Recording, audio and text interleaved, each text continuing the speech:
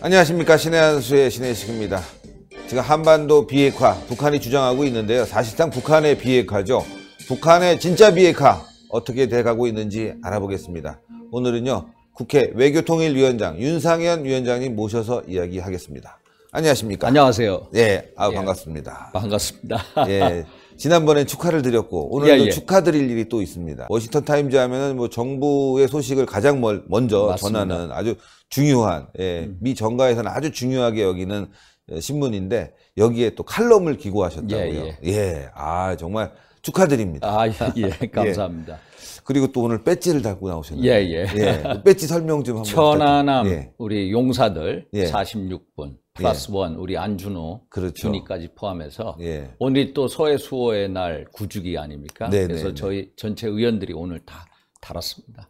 소금 용사들 우리 추모하기 위해서 추모식도 했고요. 다 배지도 착용하기 시작했습니다. 진짜 북한의 비핵화가 이루어지고 또 대한민국의 평화가 오고 전 세계의 국민들이 좀 안전한 나라가 돼야 될 텐데 이번에 워싱턴 타임즈에 기고한 칼럼 내용이 북한의 진짜 비핵화.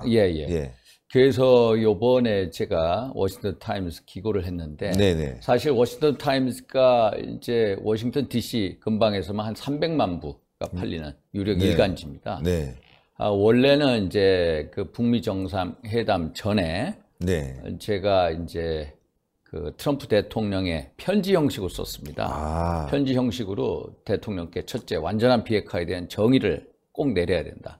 또 완전한 비핵화를 위한 로드맵을 작성해야 된다. 그리고 탑다운 방식의 이 회담이 위험부담이 크다. 그래서 실무 협상에서 제대로 된 합의를 안 하고 대통령 간의 최고 지도자 간의 회담에서 결정되게 할 텐데 전혀 예상치 않은 미국이 요구하는 완전한 비핵화에 대한 정의나 완전 핵 폐기 로드맵에 합의가 되지 않으면 걸어 나와라.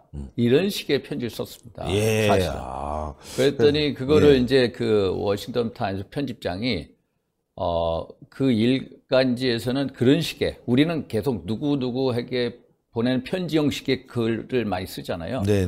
그런 글을 잘 형식상 안 한다. 그래서 2차 북미 정상회담이 끝난 다음에 미국 정상회담이 끝난 다음에 써달라. 써달라. 그래서 요번에 이제 쓰게 됐습니다. 그래서 요번 내용도 결국은 북한 비핵화의 키는 트럼프 대통령이 쥐고 있다.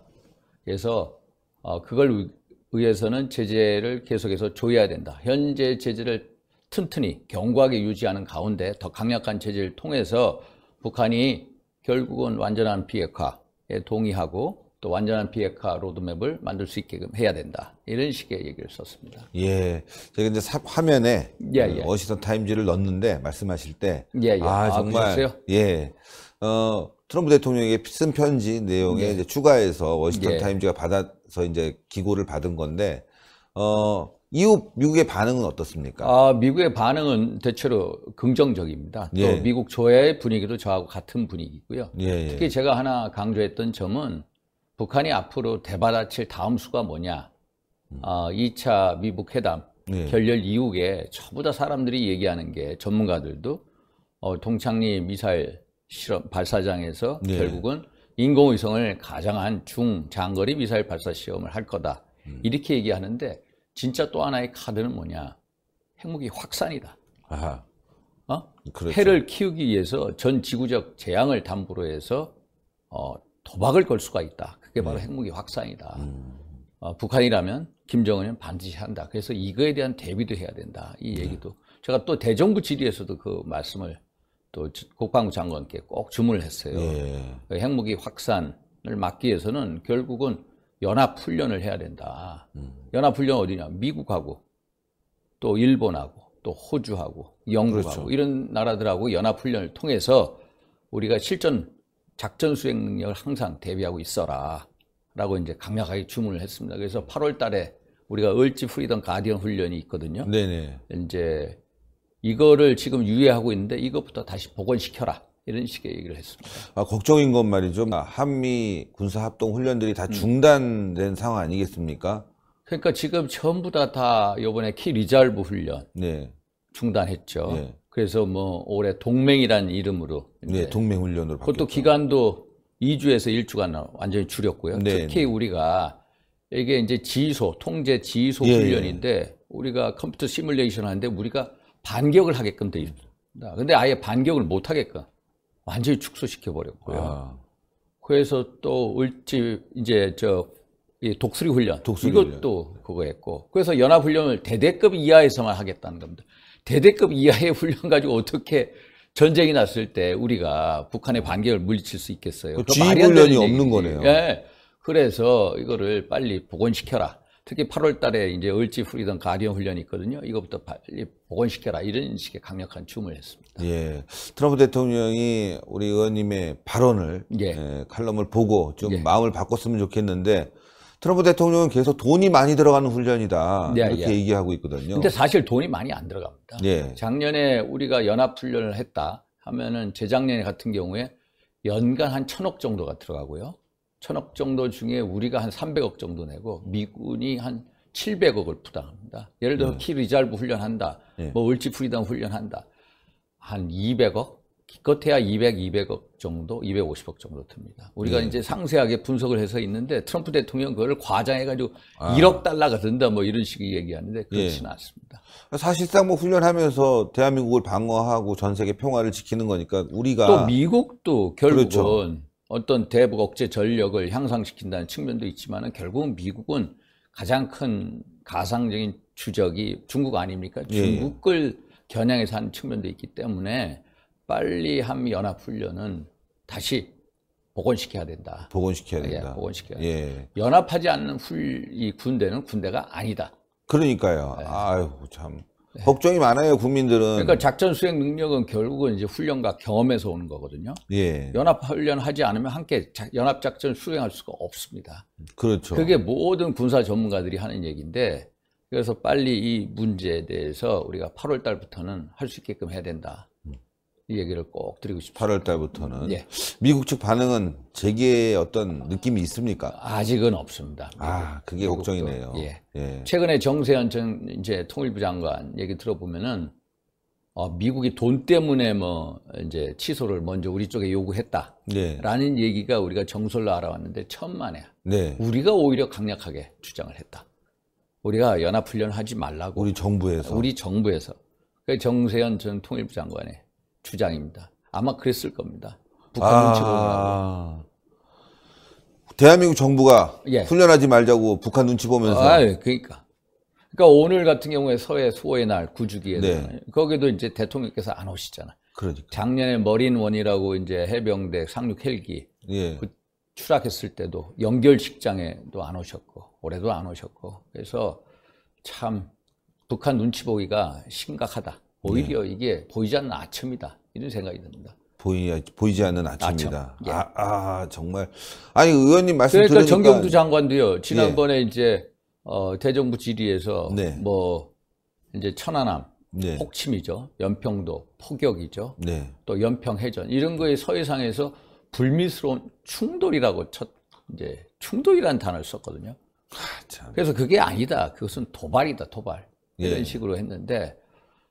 정경두 장관 같은 경우에는 천안 이제 폭침에 대해서도 우리가 이제 이해하고 미래로 나아가자 이거거든요. 우리는 그게 아니거든요. 천안 폭침 46명 우리들의 젊은 용사들입니다. 제가 그 당시에 우리 용사들 나이를 보면 평균적으로 21, 22입니다. 자식 같은 아이들이 결국 전부 사병들입니다. 46명. 자식 같은 아이들이 가가지고 결국에 정말 완전히 이제 폭침을 당했는데 분해가 공중 분해가 돼버렸는데 그거에 대해서 이해하고 넘어가자. 이거는 절대로 받아들일 수 없는 얘기다. 반드시 그 문제에 대해서 천안 폭침의 주범이 누구고 또 북한에 대한 상세한 사과, 설명, 곁들여서 재발 방지 약속을 받아내야 된다. 이거는 어느 정권이 들어와서도 반드시 해야 할 문제다. 그러네요.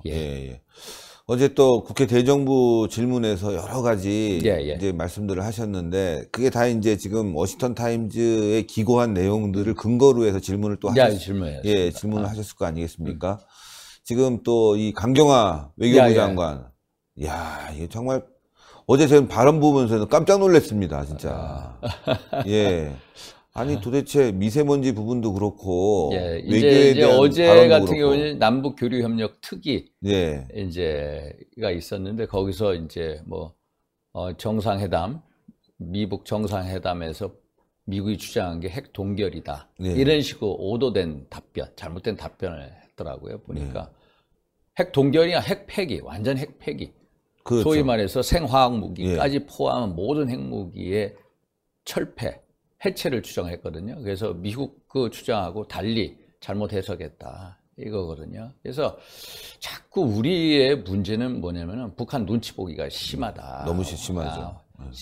그리고 이 완전한 비핵화가 아시다시피 김정은이가 또 우리 대통령하고 만나서 1년 내에 하기로 했습니다. 1년 내에. 작년 4월 27일 1년 내에 하기로 했다. 그런데 1년 내에 하기로 했는데 지금까지 한 건 풍계리 핵실험장, 노후화된 핵실험장, 그거 폐쇄, 폭파 쇼밖에 안 했거든요. 그것도 외국 언론들 모아놓고 그거 외에는 한 게 없어요. 한 게 없죠. 그래서 그동안에 완전한 비핵화하겠다는 북한이 핵무기 몇 개 만든지 아냐?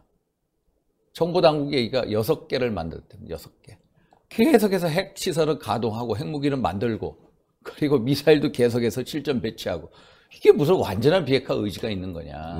트럼프 대통령도 완전한 비핵화 의지가 없다라고 했는데 왜 한국의 대통령이나 장관들이나 전부 다 김정은의 비핵화 의지가 있다고 믿느냐.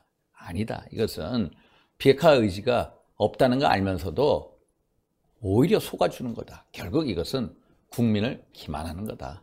이런 얘기입니다. 국민 기만이다. 강경화 외교부 장관의 북한의 핵 동결 발언은 어떻게 그렇게 오해를 할 수가 있는지 미국은 누누이 강조했지 않습니까? 완전한 비핵화라고 그 이후에 이제 제재 해제인데 이 우리 정부가 너무 지금 엇박자를 내고 있는 것 같아요. 미국과. 엇박자가 심합니다. 그러니까 우리 미국은 어떻게든 완전한 비핵화를 위해서는 강력한 제재를 해야 되는 입장인데 우리는 국제 제재 안에 틀 내에서 제재 완화를 하자. 결국은 국제 제재 틀은 상관없고 주요 방점은 결국은 제재 완화. 제재 완화는 제재 해제하자는 거거든요. 그러니까 제재 완화를 통해서 북한의 비핵화를 견인하겠다는 게 문재인 정부의 주장이고 워싱턴 트럼프 행정부는 무슨 소리냐. 제적을 강력하게 해서 북한 비핵화를 견인하자.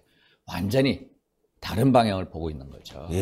다른 방향. 그래서 제가 지금도 오늘도 이제 내일 계속해서 무슨 주장을 하려고 하냐면은 대통령이 빨리 나서라. 북한 비핵화 외교의 당사자가 가장 큰 당사자가 대통령이시다. 대통령께서 지금 우리가 하노이 회담 결렬된 이후에 22일 지나지 않았습니까? 그동안에 우리가 한 게 뭡니까?